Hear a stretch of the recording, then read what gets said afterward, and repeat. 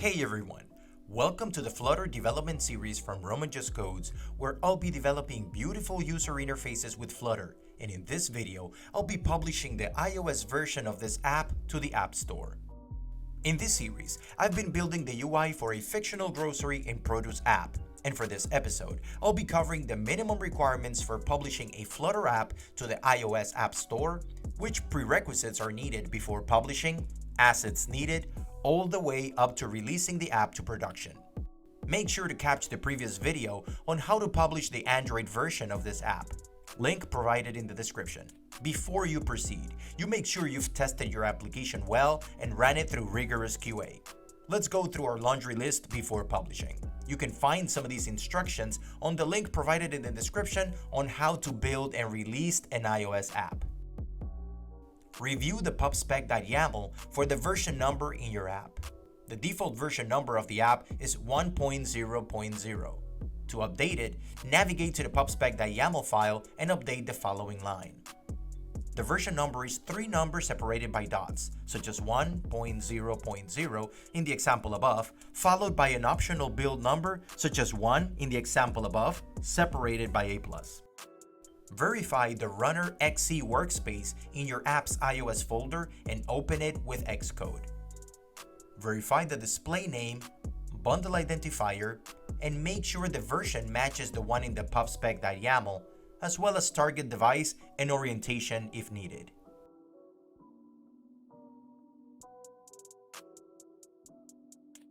Make sure that the Assets.xcassets in the Runner folder show the correctly generated icons and launch screens. Check out the video where we covered loading launch icon and screens. Verify the Info.plist and check that the permissions granted for the application are correct, as well as some of those messages that need to be displayed to the user when requesting permissions. Now, let's create a build archive for uploading to AppStore Connect. When you're ready to ship your app to your users on the App Store or test flight, you need to prepare a release build. You do it by running the command flutter build IPA to produce a build archive. This may take a bit depending on the size of your app. While this goes on, let's gain some time by setting up a bundle ID for your app. Every iOS application is associated with a bundle ID, a unique identifier registered with Apple. To register a bundle ID for your app, follow these steps. For these steps, you must go to developer.apple.com and go to your developer account. At the time of this recording, the developer account annual fee is a cool $100. Go to the certificates, identifiers, and profiles. Click on Identifiers and hit the little plus to the right of the identifiers header. Register a new identifier, select the top option App IDs, hit Continue. Select App as the type.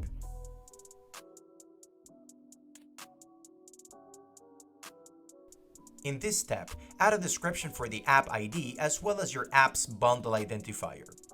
A bundle ID or bundle identifier uniquely identifies an application in the Apple's ecosystem. Apple recommends using a reverse domain name style like com.domainname.appname and cannot contain asterisks. Scroll down and select your app's capabilities and services. Select the ones that apply to your app. For me, I'll only select the maps. Hit Register. Go back to the list of identifiers to make sure it got created as expected. Now, on to the App Store Connect. Manage your app's lifecycle on AppStore Connect, formerly iTunes Connect. You define your app name and description, add screenshots, set pricing, and manage releases to the App Store and test flight. Here, you see all your existing apps. In order to create a new app, click on the plus next to the app's header. Select New App. Put the name and the platform you're targeting. Primary language, and in the bundle ID, select the one created in the developer account portal from earlier. It should be ready to select from here. There it is. Add a unique SKU, which stands for Stock Keeping Unit, and it is a carryover from iTunes' very early days. Mark user access as full access, then proceed to create it. You're presented with your app's profile in AppStore Connect. Fill out the relevant information for publishing. We'll get to the screenshots in a minute. Further down this page, fill out the promotional text. Keywords,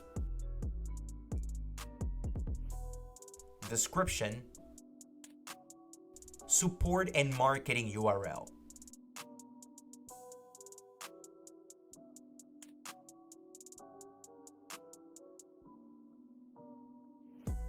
We'll come back to build after we have a release build ready.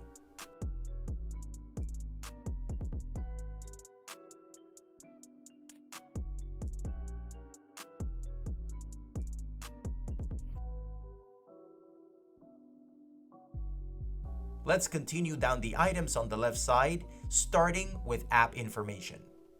Add name and subtitle.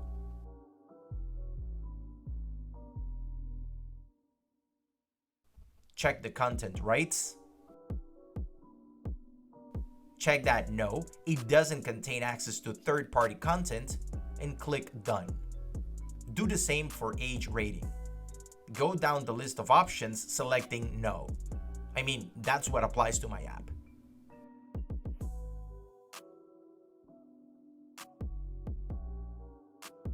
No unrestricted web access and no gambling on this app. Restricted to 17 and up. Done.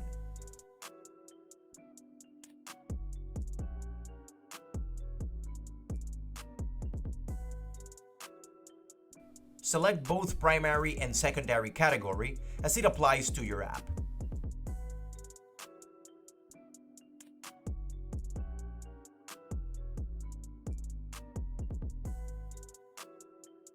Save all changes made up to this point. Continue to pricing and availability.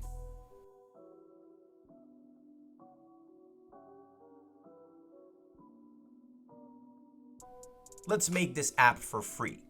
Selecting a price will require a whole other set of stuff you need to provide. Make it available to all countries and regions selected.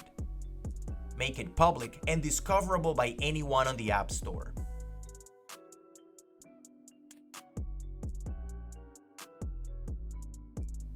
Save up to this point. In app privacy, mark that you are not collecting user data from this app and click Save.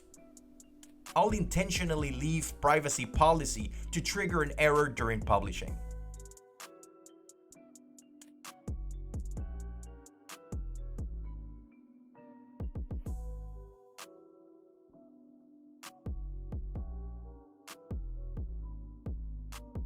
Back up to my 1.0 version of my app. I'm ready to bring in the application's release bundle, so let's check on that.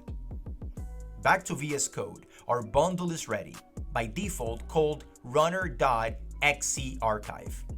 Follow the path provided.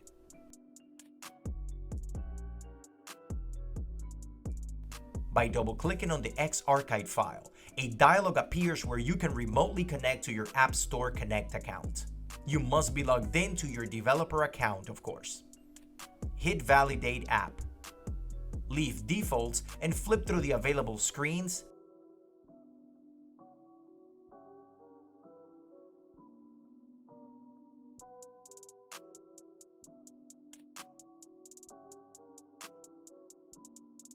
After a little, hit the Validate button. After confirming that all validation checks have been performed on your IPA file, click Done.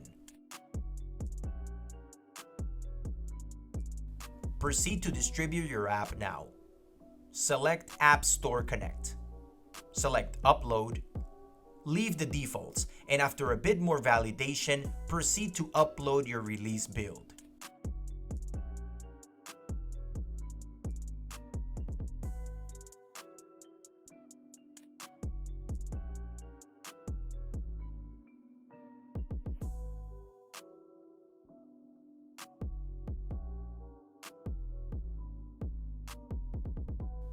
Depending also on the size of your release build, this may take a bit.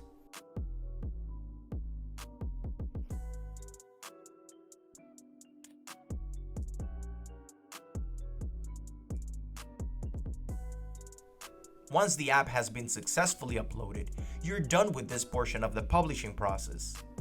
Let's go back to AppStore Connect and wrap things up there.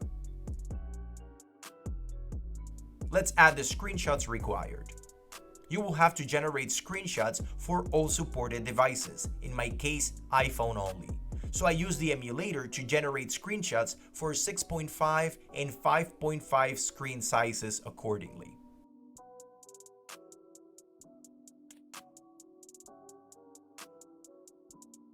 Scroll down to the build section. The build we uploaded through Xcode was 1.0.0, so we should be ready for us here. Select the build and click Done. Select that our app does not use encryption and hit Done.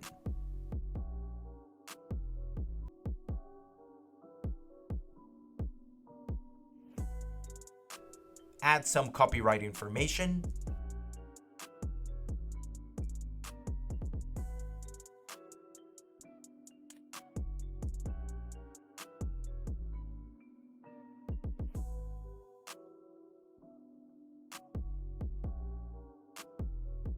Save up to this point.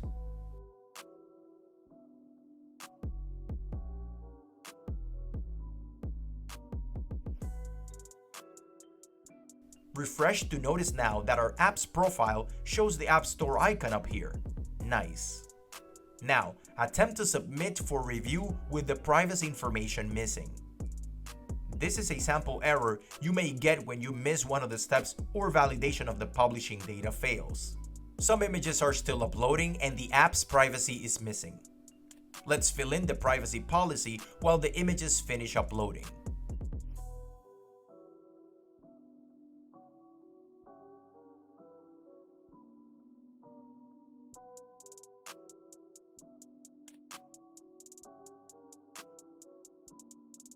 Hit save afterwards, and publish the app privacy changes applied.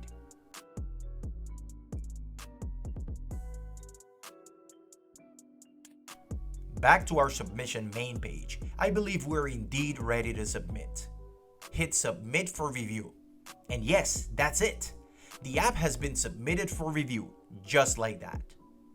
Now you play the waiting game until you get a notification that your app has been reviewed by Apple. Then you address any feedback provided by them in the event they reject it. They've improved a lot in the review turnaround times, so expect a reply within a day or two.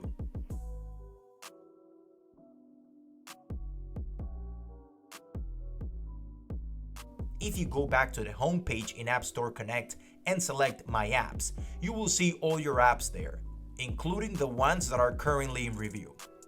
And that's it, folks. That was the process of publishing the iOS version of your Flutter apps to the iOS App Store. So I hope now you feel motivated to publish your own apps now and delight your users with your creations. This is the end of this Flutter series, where we developed a full-blown Flutter app from scratch and deployed it to both App Store and Google Play Store. I hope this series has been valuable to you, as it was fun and rewarding for me to put together for your enjoyment and growth as a Flutter developer. Make sure to catch any of the videos in this series in the links provided, and stay tuned for more Flutter content.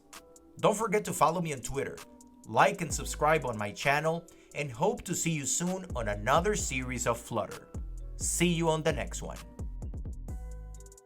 That's it for this video, so please stay tuned for more upcoming videos. Hit the subscribe button to stay updated, and please like this video if you found it useful. Thank you so much for watching.